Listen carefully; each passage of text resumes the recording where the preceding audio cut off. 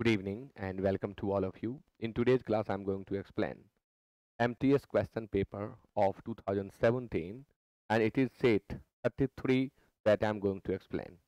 And for your kind information, I would like to share with you that if you want to study the PDFs of all the sets that I have taught or explained in my previous classes, you should download Apex Institute Chapra app, and in the study material of that app you will get each and every PDFs that I have explained of this book. So let's get started. And it is set 33 that I'm going to explain now. Question number 1 is an countries central बहुत ही easy है. अब country के पहले N कहाँ से लगा सकते हैं. A country's central news agency said the launch was a muscle flexing. यानी आप जानते हैं कि वावल साउंड के पहले हम एन का यूज करते हैं, कॉन्सोनेंट साउंड के पहले ए का. यहाँ कंट्री लिखा हुआ है और एन का यूज किया गया, इसलिए गलत है, ए का यूज करें. Question number 2.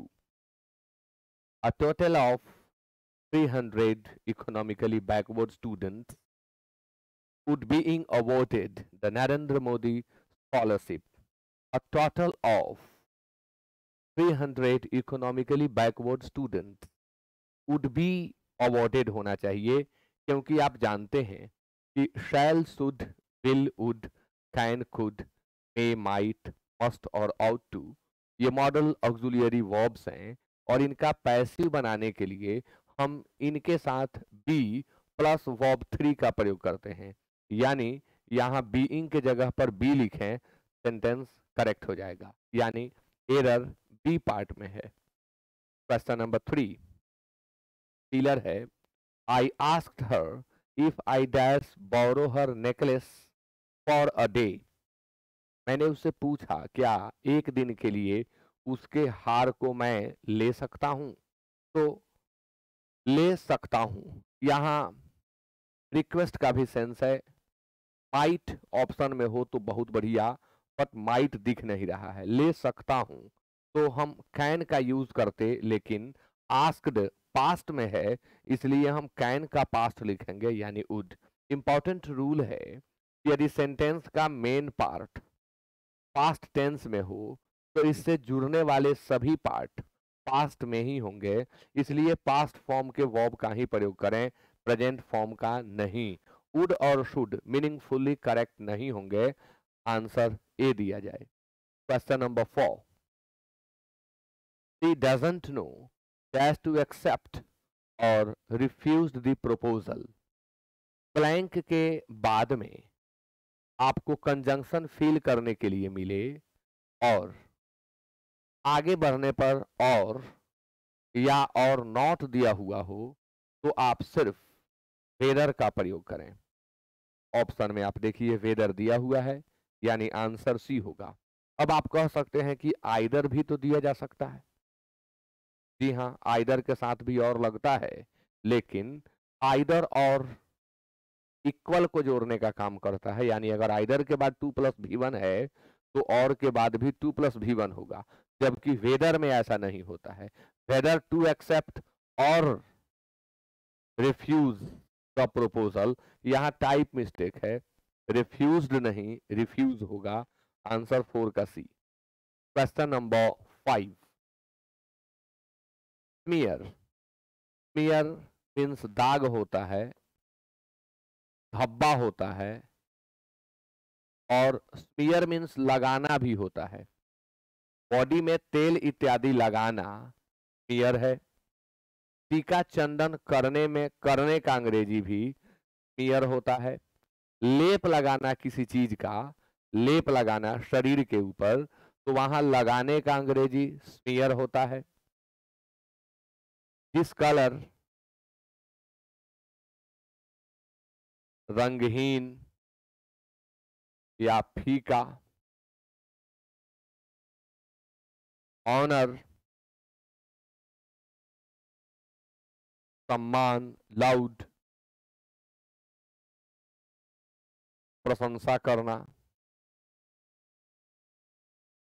अपग्रेड प्रोत्साहन करना।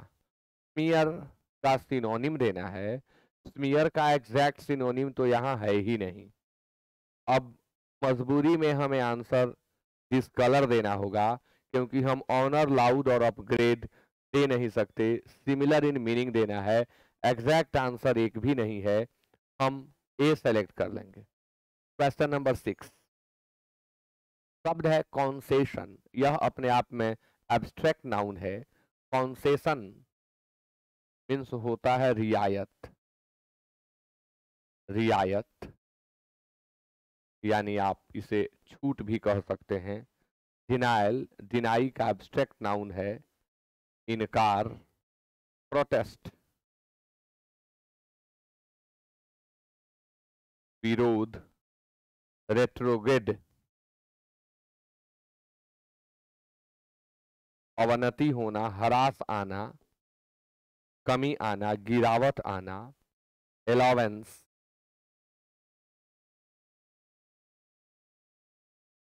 भत्ता। कॉन्सेशन रियायत या छूट देना है, इसके लिए सिमिलर इन मीनिंग। अब रियायत या छूट का सिनोनिम डिनायल तो नहीं होगा, प्रोटेस्ट नहीं होगा, रेट्रोग्रेड नहीं होगा। अब अलाउंस दे सकते हैं। कॉन्सेशन एक तरह की छूट है, रियायत है, जिसमें कुछ मनी सेव हो जाता है। अलाउंस भी क्या है, यानी एक निश्चित आमदनी के ऊपर से कुछ दिया जाता है प्रोत्साहन के तौर पर। तो एग्जैक्ट आंसर ये भी नहीं है, लेकिन मजबूरी में हमें डी सेलेक्ट करना होगा। 7 में फीकल है, इसका भी सिमिलर इन मीनिंग यानी सिनोनिम ही बताना है। फिकल मीन्स होता है अस्थिर।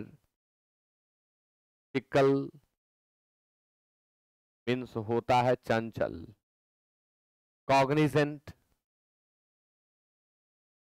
बोध वाला, जिसको जानकारी हो, जिसको बोध हो, ज्ञान हो, या जो उस चीज का जानकार हो, कॉग्निजेंट।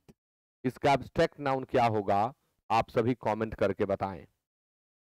अनस्टेबल, अस्थिर। बहुत अधिक रेगुलर वीडियोस नहीं आ पा रहे हैं या लाइव नहीं आ पा रहा हूं, कारण है कि लगन चल रहा है, इसमें कुछ व्यस्तता हो जा रही है, कुछ आवश्यक कार्यक्रम होते हैं जिन्हें अटेंड करना ही पड़ता है। फिर इसके बाद रेगुलर वे में आपके पास क्लासेस आपको मिलते रहेंगे। ऐसे जब क्लास ना चले तो आप उदास ना हो। मैं कुछ लोग कमेंट करते हैं पर आप रेगुलर क्लास नहीं ले रहे हो। बीइंग अ सोशल पर्सन, कुछ तो अटेंड करना ही पड़ता है, इसलिए क्लासेज छूट जाते हैं। आपको ऐसे समय में रिवीजन करना चाहिए। पीछे बहुत सारे वीडियोस अपलोडेड हैं, अभी तक 925 के आसपास वीडियो अपलोड हो चुके हैं, जो सभी इम्पोर्टेंट हैं।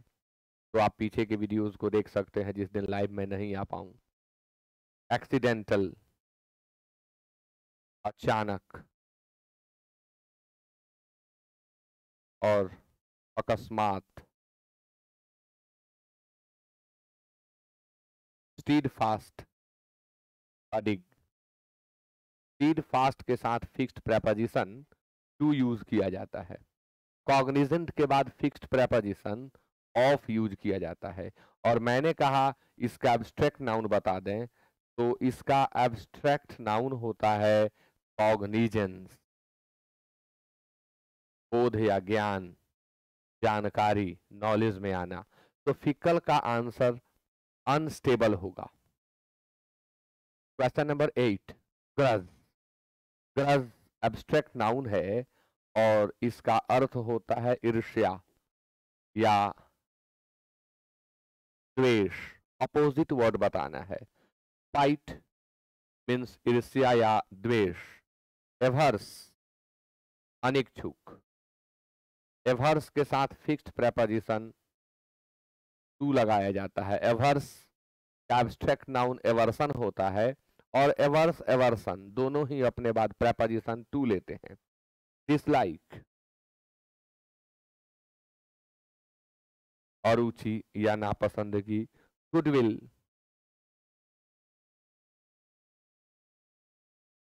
अच्छाई, भलाई, कल्याण,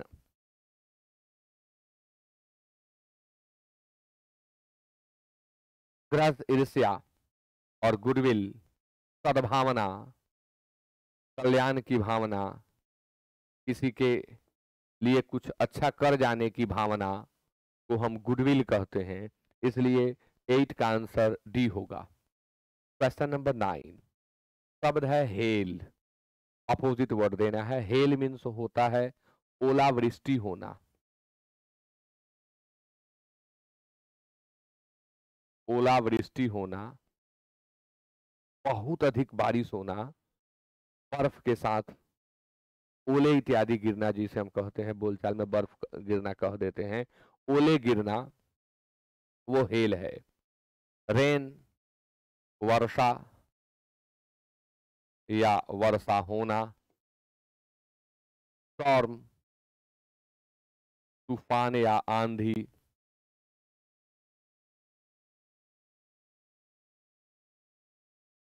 ग्रीट, अच्छा हेल का एक और अर्थ अभिवादन करना भी होता है। हेल अभिवादन करना, ग्रीट अभिवादन करना। ड्रिबल,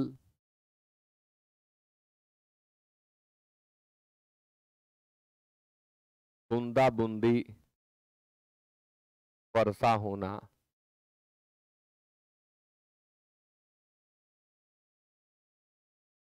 और इसी ड्रिबल का एक और अर्थ होता है लार टपकना। मुंह से लार टपकता है, वहां भी हम ड्रिबल का ही यूज करते हैं।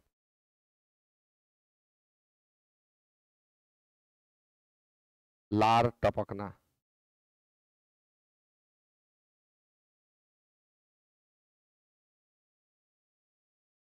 तो हेल ओलावृष्टि होना, बहुत अधिक बारिश होना। ड्रिबल यानी ड्रिजल, ड्रिजल रिमझिम बारिश होना। तो आंसर डी होगा। क्वेश्चन नंबर 10, शब्द है इंसाइट। इंसाइट मीन्स होता है उकसाना। आप लोग इसके सिनोनिम बताएं, क्या इसका सिनोनिम होगा। एनकरेज, प्रोत्साहित करना। एनकरेज, प्रोत्साहित करना। अराउज, उत्तेजित करना, उत्प्रेरित करना, उकसाना।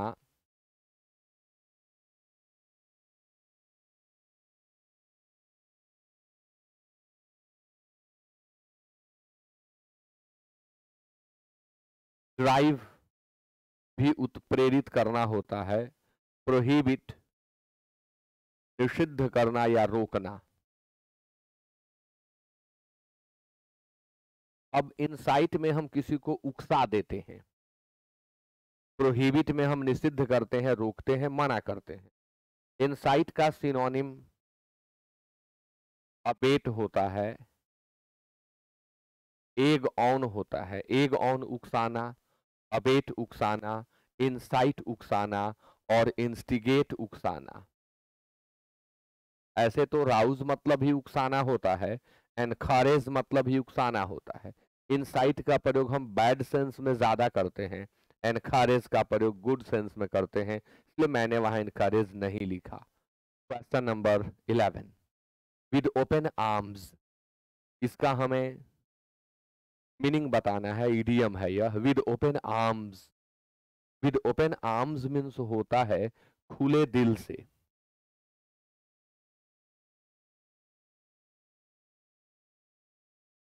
बाहें फैलाकर किसी का स्वागत करते समय यूज होता है विद ओपन आर्म्स। तो कॉर्डियली होगा, मित्रवत ढंग से, खुले दिल से। ऑफन मीन्स प्रायः, सेल्डम यदा कदा, frequently bar bar, time and again. तो विद ओपन आर्म्स का आंसर कॉर्डियली होगा। Question number 12, a bone of contention यानी झगड़े की जड़, strong and healthy bones, tough man, cause of dispute. Dispute means विवाद, disputed, विवादित। 12 का आंसर सी होगा। Question number 13, no mention was made as key amendment to the constitution to accommodate demands that had been defeated just last Monday. No mention was made किस चीज का?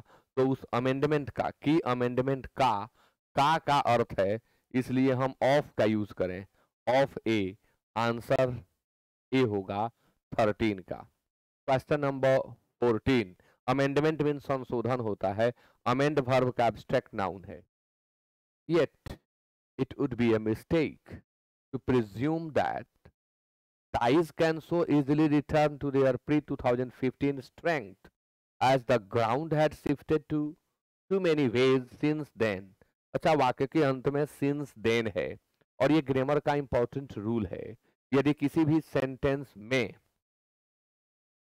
lately, recently, for the first, second, third, fourth, fifth time, yet, just, so far, up to now, by now, even now, up to the present इत्यादि का प्रयोग हुआ हो तो आप उसमें प्रेजेंट परफेक्ट टेंस अर्थात हैज, हैव प्लस V3 का ही यूज करें।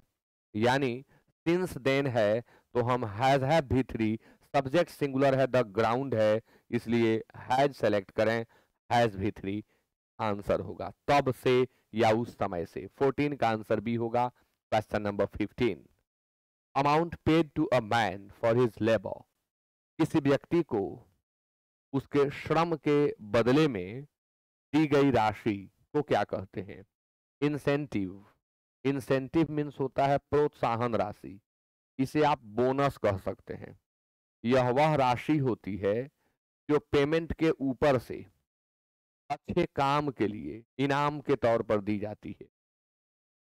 रेम्यूनरेशन, इट मीन्स मेहनताना। आप कमेंट करके रेम्यूनरेशन के सिनोनिम को बता दें। ग्रेच्युटी, सेवोपहार, नौकरी से रिटायर होने पर एक निश्चित राशि उस विभाग के द्वारा, उस सरकार के द्वारा दी जाती है जिसके लिए आप काम किए होते हैं।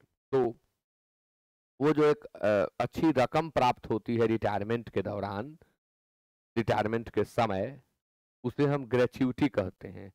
सेवा का उपहार है वह, इसलिए उसे हम सेवोपहार कहते हैं। ऑनरेरियम, मानदेय। मानदेय जो है एक मानित मेहनताना है, मान लिया गया कि इतनी राशि इनको दी जाए, इसके बदले संपूर्ण मेहनताना वो नहीं होता है। मानदेय एक मानित राशि। मैंने कहा कि रेम्यूनरेशन का आप सिनोनिम बताएं, तो इमोल्यूमेंट, इमोल्यूमेंट और वेजेज, इनका अर्थ पारिश्रमिक मेहनताना होता है। तो आंसर होगा remuneration. Question number 16, a diplomatic representative in another country, वह व्यक्ति जो राजनयिक उद्देश्य से दूसरे देश में नियुक्त है अपने देश का प्रतिनिधित्व करने के लिए, उसे क्या कहते हैं? स्पाई मीन्स जासूस, किंगस्टर कुंवारी औरत, अधिक उम्र की कुंवारी लड़की को हम किंगस्टर कहते हैं। ब्यूरोक्रेट आप अधिकारी कह सकते हैं, नौकरशाह कह सकते हैं। एम्बेसडर राजदूत, और वह व्यक्ति जो आपके देश का नेतृत्व, प्रतिनिधित्व, प्रतिनिधित्व का है, नेतृत्व नहीं, प्रतिनिधित्व दूसरे देश में करता है, उसे हम एम्बेसडर कहते हैं। आंसर 16 का डी होगा। 17 में शब्द है सेक्रेटरी, और यह 4 तरीके से लिखा गया है, किसी एक का ही स्पेलिंग करेक्ट है और वह है डी, सेक्रेटरी मीन्स सचिव होता है। क्वेश्चन नंबर 18, शब्द है हीनस, जिसका अर्थ जघन्य होता है, घोर होता है, और वह है सी।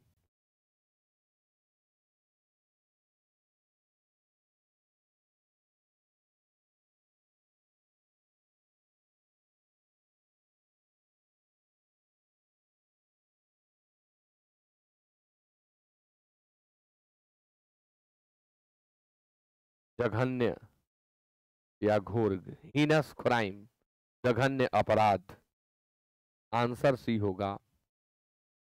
क्वेश्चन नंबर 19, अरेंजमेंट है और बहुत सिंपल है, एकदम स्पष्ट दिख रहा है कि फ्रेंडशिप क्या है। तो friendship is Indeed an asset in life. Friendship वास्तव में जीवन की एक पूंजी है, यानी RPQ आंसर होगा, जो कि 19 के बी में दिया हुआ है। Question number 20, if you don't want, आप जानते हैं कि वांट के बाद हम टू का प्रयोग करते हैं। If you don't want to take responsibility, यदि आप दायित्व ग्रहण करना नहीं चाहते हैं, you can't have freedom either, तो आपको आजादी भी प्राप्त नहीं होगी। RQP आंसर होगा और RQP बी में दिया हुआ है। Question number 21 to 25 cloze test है, आइए एक एक करके सभी को सॉल्व करते हैं। Poverty means dash of basic necessities such as food, house, clean drinking water, shelter, toilet, etc. Poverty को एक्सप्लेन किया गया है कि गरीबी है क्या, दरिद्रता है क्या। तो क्या है यह, इसका मतलब होता है कि आवश्यक आवश्यकताओं, मूलभूत आवश्यकताओं की डैश, जिसमें भोजन है, आवास है, स्वच्छ पेय जल है, और हाउस दिया, शेल्टर भी दे दिया, जिसमें टॉयलेट ETC। यानी अगर इन चीजों की कमी किसी के पास है तो वह व्यक्ति पुअर है, अगर ये चीजें उसके पास नहीं है तो उस व्यक्ति के पास पोवर्टी है। तो क्या दें, dash of deprivation, deprive verb का एब्स्ट्रैक्ट नाउन है, वंचीकरण यानी न होने की अवस्था, न होने की स्थिति, एप्रिसिएशन प्रशंसा, इंडल्जेंस संलिप्तता, और प्रेजेंटेशन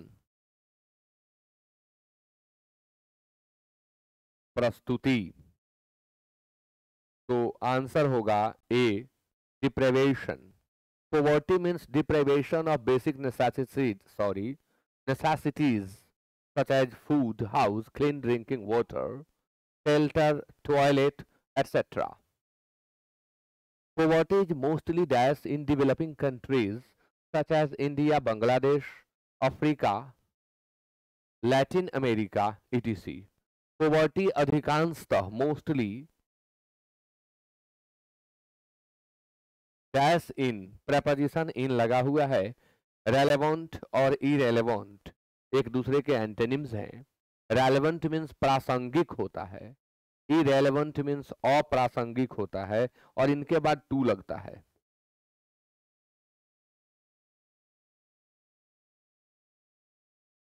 आप अतार्किक भी कह सकते हैं, अतार्किक भी कह सकते हैं। प्रेवलेंट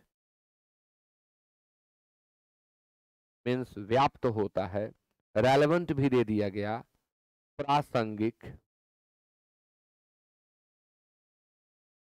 और मैलेवोलेंट इसका भी अर्थ द्वेषी होता है, वह जो आपको हानि पहुंचाने का इरादा रखता है वो मैलेवोलेंट होता है। तो अधिकांशतः गरीबी कहाँ व्याप्त है? तो डेवलपिंग कंट्रीज में व्याप्त है, परवेडिंग है। प्रेवलेंट का सिनोनिम बोल रहा हूं, परवेडिंग होगा। Mostly in India, Bangladesh, Africa, Latin America इत्यादि में।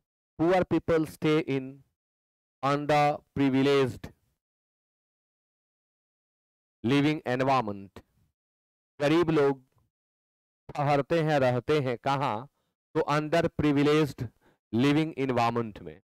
ऐसे माहौल में उनका जीवन यापन होता है जो प्रिविलेज्ड नहीं होता, अंडर प्रिविलेज्ड होता है। यानी इसे हम स्तरहीन कह सकते हैं। यहाँ पर स्तरहीन जगहों में वे रह करके अपने जीवन का यापन करते हैं। Without that food and nutrition many poor people suffer from malnutrition. Malnutrition means कुपोषण।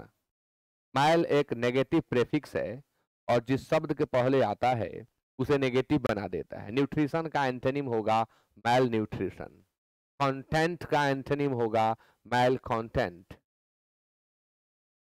तो न्यूट्रिशन, मैल न्यूट्रिशन, कुपोषण। Without dash food and nutrition, बिना पोषण और डैश फूड के बहुत से लोग सफर करते हैं मैल न्यूट्रिशन से। तो उन्हें प्रॉपर फूड नहीं मिलता, प्रॉपर नहीं दिया हुआ है, अडेक्वेट दिया हुआ है। अब विदाउट एक नेगेटिव सेंस का वर्ड है, डबल नेगेटिव सेंस का वर्ड एक साथ यूज नहीं करते हैं, तो एक ही तो बचा, अडेक्वेट, पर्याप्त।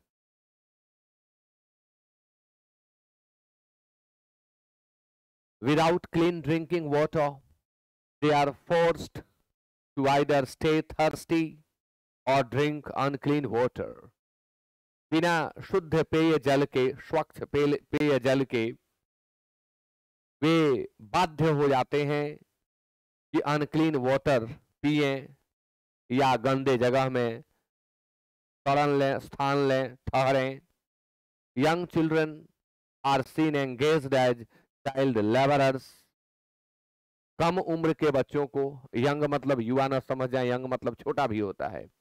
कम उम्र के बच्चों को देखा जा सकता है चाइल्ड लेबर के रूप में एंगेज्ड।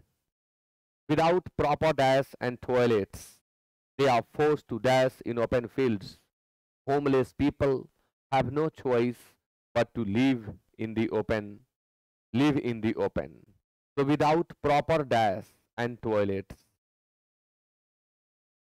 बिना प्रॉपर डैश, एंड के बाद टॉयलेट्स है तो एंड के पहले क्या होगा? एडिशन तो नहीं ना होगा। एडिशन मीन्स प्रकाशन होता है। इंट्यूशन मीन्स आत्मज्ञान होता है, अंतर चेतना होता है।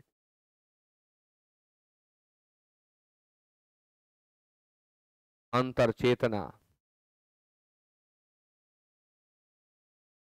आत्मज्ञान, एडिशन, प्रकाशन, इनएक्शन, निष्क्रियता, और सैनिटेशन, स्वच्छता, सफाई। इनएक्शन, अकर्मण्यता,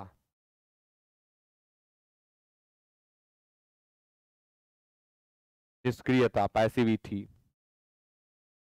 तो विदाउट प्रॉपर डैश, अब बाद में टॉयलेट है तो एंड से जुड़ेगा तो सैनिटेशन होगा। वे बाध्य हो जाते हैं, फोर्स्ड हो जाते हैं, यानी कंपेल्ड हो जाते हैं, विवश हो जाते हैं, कोवर्स्ड हो जाते हैं, फोर्स्ड हो जाते हैं। इसलिए to dash in open fields, जिनके घरों में टॉयलेट्स नहीं होते हैं, सैनिटेशन नहीं हो पाती है, वे बाध्य हैं, विवश हैं कि वे शौच के लिए बाहर जाते हैं। एब्डिकेट मीन्स होता है त्याग देना, गद्दी या पद का त्याग करना एब्डिकेट है।